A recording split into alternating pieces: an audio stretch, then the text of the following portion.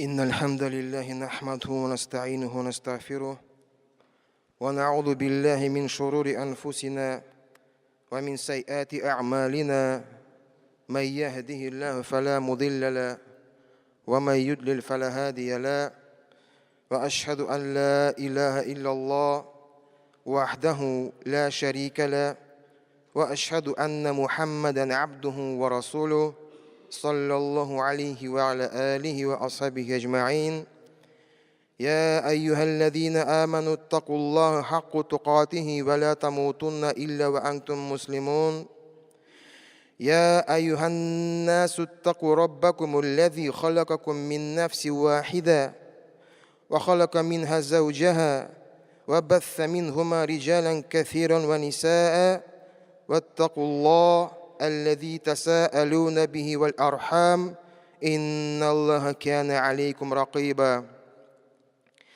يا أيها الذين آمنوا اتقوا الله وقولوا قولا سديدا يصلح لكم أعمالكم ويغفر لكم ذنوبكم ومن يطع الله ورسوله فقد فاز فوزا عظيما Bütün галәмнәрне юктан бар итеп тәрбияләп итүче Аллаһы Субханаху ва Хак Тәгаләгә безнең истигъфарларыбыз, хәмд, сәнәләребез булса иде.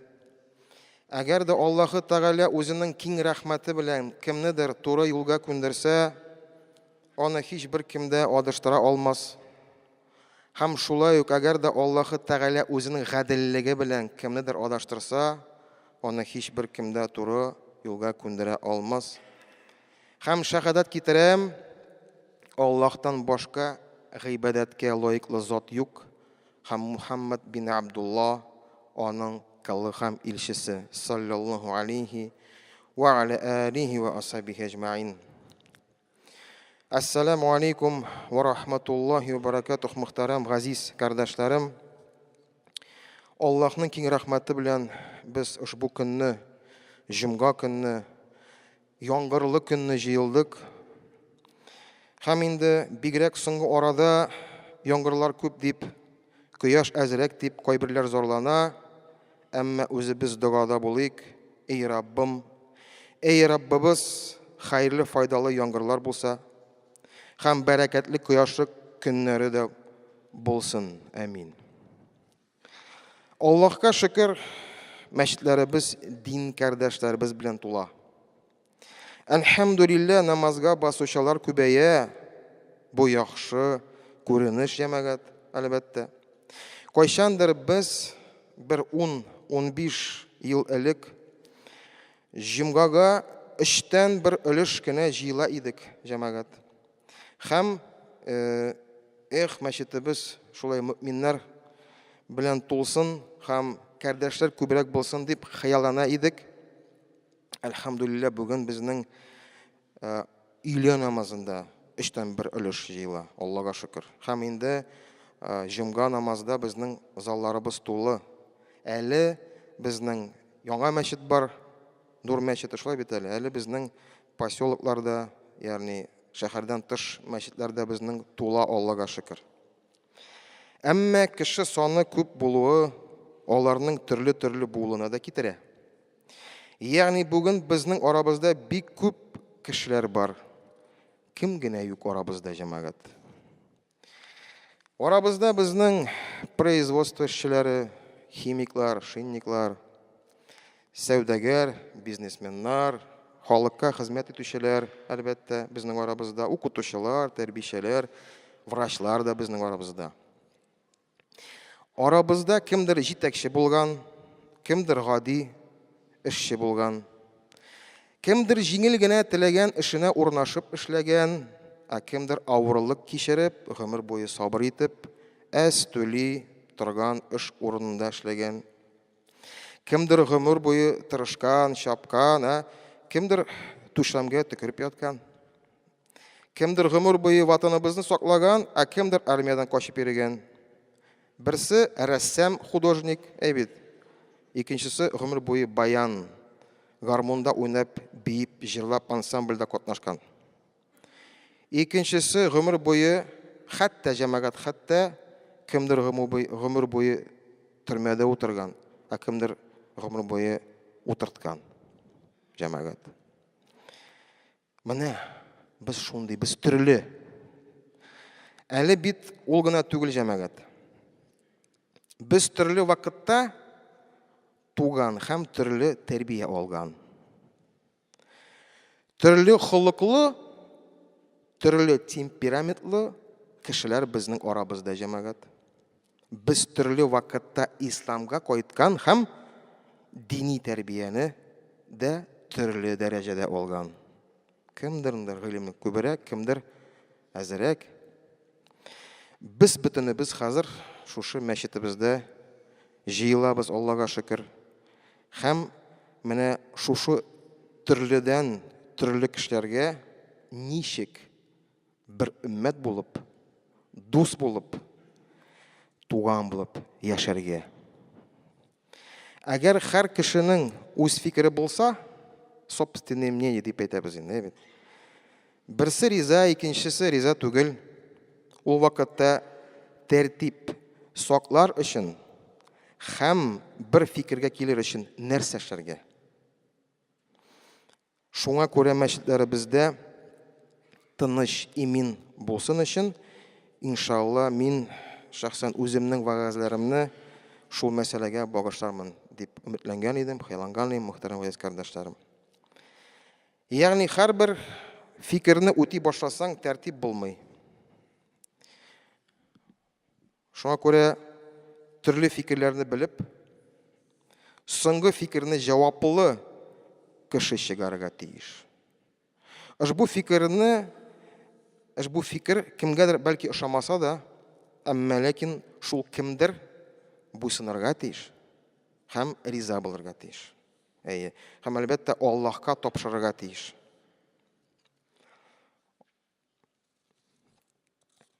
Аллаһ Тәгалә әйтә: "Ва ати'уллаһ ва ати'ур расул ва улил амри минкум". Аллаһка буйсыныгыз, Расулыгызга буйсыныгыз һәм сезнең арагызда куелган җаваплыларга буйсыныгыз дигән. Чөнки чынлап та җаваплы кеше әлбәттә аның өстендә җаваплык. Шуңа күрә шул ук Пәйгамбәрбез саллаллаһу алейхи ва саллям әйтә үзенең хадисендә: "Иза хакама хакиму фаҗтахад thumma асаба фалаху аҗрани". Әгәр дә сезнең арагызда хаким, ягъни ул кем? Ул җаваплы кеше, ул булырга мөмкин мөфти, булырга мөмкин казый, имам, хәзрәт, хәтта җитәкче булырга мөмкин. Синең оешмасың, кая син эшлисең мисал өчен. Хәтта әти булырга мөмкин үзенең гаиләсендә. Әгәр дә ул хөкем чыгара икән, әгәр дә ул ниндидер фикергә килә икән, һәм ул фикер киләчәктә дөрес булып чыга, аның өчен 2 әҗр савап. فإذا حكم فاجتهد ثم أخطأ فله أجر واحد. يعني أجر ده أول شولايك حكم شجرة خام فتوى ниндидер решение чыгарса һәм киләчәктә ул хата булса, аңа әҗр һәм бер әҗр языла. Карагыз ничек кызык. Димәк, бу иҗтихад кылган, димәк, бу борчылган. Чөнки аның өстендә җаваплык һәм ул бөтен мәсьәләләрне карый. Син белмисең, ул белә. Мисал өчен, Ират үзенең гаиләсендә җаваплы. Гаилә өчен Аллаһ каршында җавап бирә. Иминлек ягыннан ризык белән тәэмин итү аның өстендә. Ничек ул аны оештыра, ничек ул әзерләнә, ул үзе белә. Шуңа күрә әлбәттә баласы һәм тормыш иптәше бәлки каршы әйтергә тиеш түгел. Киңәш була. Әлбәттә, әмма соңгы сүзе анардан, гаилә башыннан. Бу бик җитди мәсьәлә җәмәгать. Без аны һәрберебез аңларга тиешбез. Шулай бер оешманың җитәкчесе үзенең оешмасына, предприятие, организация дип әйтәбез инде бит. Ул шул оешма өчен бигрәк тә бик борчыла һәм Аллаһ каршында җавап бирә бит әле ул. зарплатасы булсын, коллективның проблемалары булсын, ул бөтенесен кайгырга тиеш һәм җавап тота. Гаделле булырга тиеш, әлбәттә. Шуңа күрә, әгәр дә син кимсетеп калгансың икән, әле бу бер хәл. Синең җитәкчең әле үзе өчен җавап бирә. Гаиләсе өчен җавап бирә, әле синең өчен дә җавап бирәчәк. Шуңа күрә, әлбәттә, бу җиңел нәрсә түгел, һәм аны һәр кеше аңларга тиеш, һәм мәс'ул. Нәрсәсе ул мәс'ул? Татар телендә куллана торган сүз мәс'ул, ягъни җаваплы. Ягъни сәалә тамырыннан чыган, ягъни сорау, мәс'ул җавап бирүче. Кеше алдында, халык ардында, Аллаһ каршында иң беренче, Аллаһ каршында, әлбәттә, безнең өчен ул. Аллаһ каршында җавап бирә һәм әйтәм бит, аның өстендә вазифалар күп. Мин дә начальник булыр идем, бармагым белән генә эш күрсәтеп йөрер идем дип, бер танышым шулай хайланып йөргән иде, һәм аны шулай бригадир мастер итеп куйгач, подчиненныйлар өчен аңа әлеге башлагач, аның, әлбәттә, аның өчен, аңа подчиненныйлар өчен эләгә башлагач, әлбәттә, ул үзенең фикерен тиз үзгәртте. Чөнки чынлап та ул үзегез беләсез. Әгәр дә син кемнеңдер өчен җаваплы, аның өчен дә сиңа әйтәләр. Һәм сиңа әйтәм бит, шул коллектив белән дә яхшы мөнәсәбәттә булырга кирәк. Икенче яктан синең өстән кем таләп итә, тәртип булсынмы, буйсыну булсынмы, мисал өчен, әлбәттә, җиңел түгел. Шуңа күрә без аңларга тиешбез. Безнең һәрберебезнең өстебездә булган вазифаларны. Мин күбрәк инде иратларга әйтәм, күбрәк әйтәм монда утыручыларга, абзыларга, җегетләргә, әтиләргә, җитәкчеләргә һәм гади эшчеләргә. Чөнки һәрберебез Аллаһ каршында җавап бирәбез һәм безгә бирелгән вазифа, мәс'улият өчен без Аллаһ каршында җавап бирәбез. Мәчеттә дә шулай, җәмәгать. Мәчеттә дә шулай. Кадерле кардәшләрем, мәчеттә тыныч, имин, чиста булсын дип без телибез, шулай бит инде. Мәчеткә йөрүчеләргә уңайлы булсын, тәһарәткә су булсын, намаз урыннары чиста, җылы булсын. Гомумән, мәчетләребез күңелле һәм үзенә тарта торган булсын өчен мәчеттә җаваплы кеше бар һәм монда коллектив эшли, тырыша. Мәчеткә йөрүчеләр арасында кемдер, мисал өчен, парковкада хәтта машинасын дөрес итеп куймаса, аяк киемнәрен гардеробка төшермичә, каядыр ишек төбенә өеп калдырса, тәһарәтханәдә үзеннән соң тәртип калдырмаса, мәчет залында, монда, әлбәттә, хәтта үзенең кесә телефонын сүндермәсә, аның турында онытса, намаз залында тынычлык сакламаса, тавышланса, кардәшләренә комачау итсә, тынычлык сакланамы? Әлбәттә, юк. Бу гади нәрсә, җәмәгать. Бу гади нәрсә. Без шуңа күрә мин бик борчылам. Үзем шәхсән. Күп еллар монда эшләп, бармы үзгәреш безнең? Кемдер, мисал өчен, 10 ел элек мәчеткә йөри башлады. Кемдер 1 ел элек. Шуңа күрә мин күп еллар буе мәчеткә йөрүчеләргә шундый сорау бирәм. Үзгәреш бармы? Син үзгәрдеңме син? Бу гади тәртипне син саклыйсыңмы мәчеттә? Кеше эштән арып, фитнәле дөньядан өзелеп, хәтта гаилә мәшәкатеннән вакытлыча китеп торып, мәчеткә килә. Мәчеттә җанына ял бирергә, Раббысына гыйбадәт кылырга, хушуклык белән намаз укырга, Коръән аятларының тирән мәгънәсенә кирип уйланырга, җан тынычлыгын табырга килә. Хәтта әле намазлардан ерак торган, әмма үзләрен мөселман дип таныган кешеләр дә белергә тиешләр. Бу шәһәрдә төрле өйләр, биналар арасында тынычлык биналары бар. Алар Аллаһның йортлары. Шунда Раббыбызга ялвара алабыз. Шунда дуга кылырга өйрәнәбез. Шуның белән тынычланабыз. Аллаһ Тәгалә әйтә: "Әлә би зикрилләһи татмаиннал кулуб". Аллаһны искә төшереп кенә калпларыбыз тынычланыр. Һәм әлбәттә, без аны үзебез аңлыйбыз. Мәчеткә йөрүче, намазга йөрүче, әмма үзебез шул тынычлыкны саклыйбызмы? Бuna сорау. Һәрберебезгә сорау, җәмәгать. Шуңа күрә без мәчеткә чыкканда һәрберебез, миңа калса, мин шәхсән шулай менә тәкъдим итәм бит. Мәчеткә чыгабыз, өйгездән булсын мулай бит, эштән булсын мул, безнең ниятебез булырга тиеш. Мин мәчеткә барам. Безнең аерым хис булырга тиеш. Мин гади бинага бармыйм.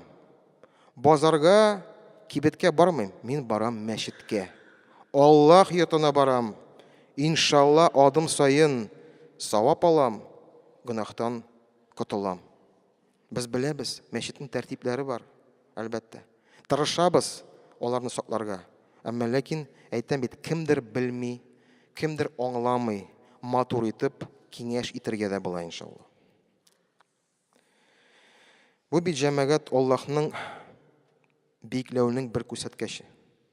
Менә мәчетнең әдәбен саклау бит. Мәчеткә дәрәҗә бирү ул таухидның бір шигылышы, шулай бит.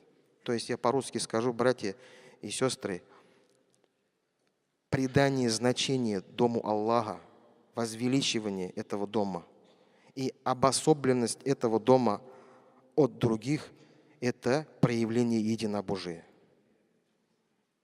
Шуңа күрә без аңларга тиешбез.